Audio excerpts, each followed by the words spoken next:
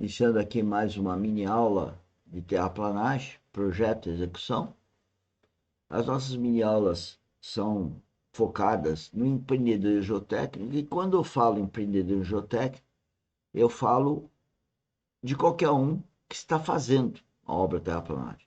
E é bom estender o termo fazendo, né, empreendendo, né, com todos que de uma forma está envolvido. O dono do terreno, o dono das máquinas, o operador, o encarregado, né, o cara administrativo, o cara que faz o apontamento, medição, o cara que paga, porque tudo isso faz parte da obra terraplanagem. Eu gosto de ver as coisas de uma forma holística, né? Então, quando eu falo empreendedorismo, não é só o empresário, né? Aquele que. Não, é todo mundo que está fazendo, né? Empreendedorismo no sentido de fazer a coisa, fazendo uma parte da coisa, né? Porque se o cara que paga não paga, ou se o cara que opera a máquina não opera, enfim, ele não vai sair a obra terraplanagem. Então, há um conjunto de pessoas envolvidas na obra terraplanagem, nós chamamos do empreendedorismo geotécnico, porque geotécnico é terra, é terraplanagem, né? Então, essa é a nossa visão holística da coisa. Na verdade, a nossa visão vai além da holística, ela vai para a visão celestial, mas não é o que eu quero colocar nesse contexto. Vejam a descrição do vídeo, vejam todas as atividades da Academia Dynamis de Engenharia Geotécnica e vocês vão poder ter essa visão não só holística, como celestial, que não é religião, não tem nada a ver com religião, tá? É uma visão de vida espiritual e que estão lá nas várias atividades da Academia Dynamis de Engenharia Geotécnica. Tá? Todo dia às 6 horas da manhã nós fazemos um mini treinamento, isso de segunda a sexta, e todo dia às 16 horas sai uma mini aula de terraplanagem como essa que vocês estão ouvindo agora. Tá? Bom, hoje, nessa mini aula, nós vamos falar de cálculos inadequados. Mas quando eu falo cálculos inadequados, por que eu estou falando cálculos inadequados? É para chamar a atenção dos senhores que um projeto de terraplanagem, primeiro, tem cálculos de dimensionamento, assim como uma viga, assim como uma cadeira, tem um cálculo de dimensionamento, tem normas que exigem então a segurança para que aquela cadeira tenha a segurança para quem senta na cadeira, né? Que ela não deforme demais, para que ela não venha a romper e trazer um acidente para quem ela está utilizando. As obras terraplanas também, elas também têm cálculo, têm dimensionamento, as inclinações de talude, problema de erosão, nós temos o problema de planejamento da obra, sequência construtiva, as especificações técnicas, como deve ser feita, o que faz primeiro, depois o que faz, sequência construtiva. E isso a gente não vê aplicado. E por isso que nós estamos aqui nas mini aulas todo dia, 10 minutinhos, para falar sobre isso. Mas voltando a falar de cálculos. Para fazer cálculos, começa com terreno, topografia. Porque pela topografia, nós vamos ter a ideia de alturas de cortes e alturas de aterro. Então começa a ter aí números que indicam dimensões que indicam esforços. Então, se o talude é mais alto, né, as tensões são maiores. E à medida que as tensões são maiores, a probabilidade, né, de romper é maior. Né? Então eu tenho que ter cuidado maior. Taludes menores, cuidado menor, taludes maiores, ou desníveis maiores, cuidados maiores. Mas, além disso, nós temos então que, ao fazer o terreno, ver as dimensões, fazer sondagens. Por quê? Porque nós temos que saber os tipos de camada que temos. Então, os tipos de camada que temos, quando você vê um bolo cortado, você não vê que tem lá várias camadas, e cada uma tem uma resistência, tem algumas que são, parecem um líquido, né? E tem outras que já são mais durinhas. Então, nos perfis geológicos geotécnicos, nós também precisamos saber isso para saber quem nós vamos estar cortando, sobre quem nós estamos fazendo aterro. Tudo isso está gerando um cálculo, vai gerar um cálculo, que é para saber de resistência, para saber de deformabilidade, para saber de percolação da água para daquele aterro, eventualmente, o fluxo de água, a infiltração de água, de chuva, quando cai, também, como ela estaria infiltrando mais ou menos, tudo são coisas, elementos que que afetam as propriedades de engenharia e vai levar aos cálculos. Então, quando eu falo em cálculos inadequados, é porque às vezes essas operações que eu falei até agora não foram feitas adequadamente.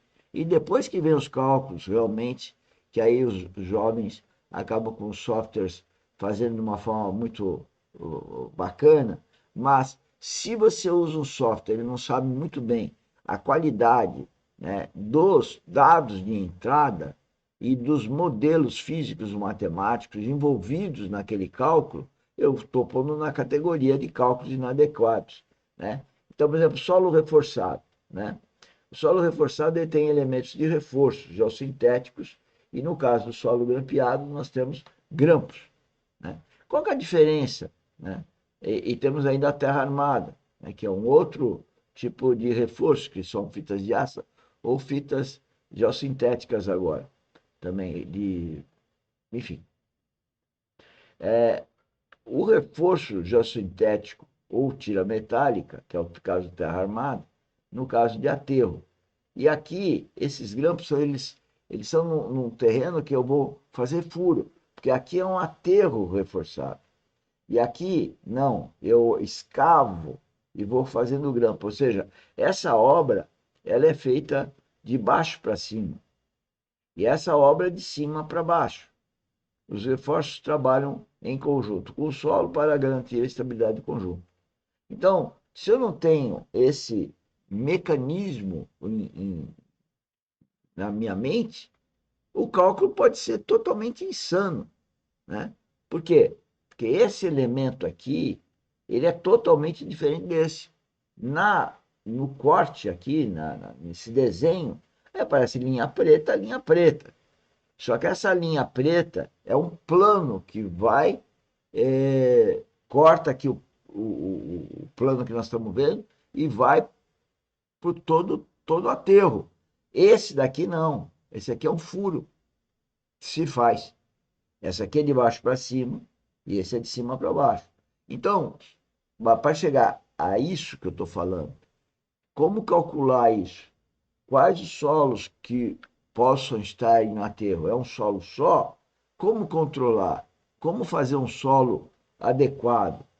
Então, tudo isso está ligado ao que eu estou chamando aqui de cálculos inadequados. Aqui é uma outra seção. Uma outra seção que está mostrando aqui taludes, né? E por que cálculos inadequados? Porque quando se faz o projeto de terraplanagem, né, você tem um nível do terreno, nível da superfície terrena, essa aqui, ok?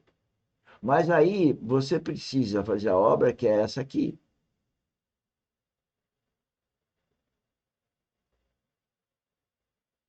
Então, o tracejado é o que você tem e a linha cheia aqui é o que você vai querer fazer, né? Só que o problema é o seguinte, qual que é a inclinação disso? Qual a inclinação disso? Cálculos.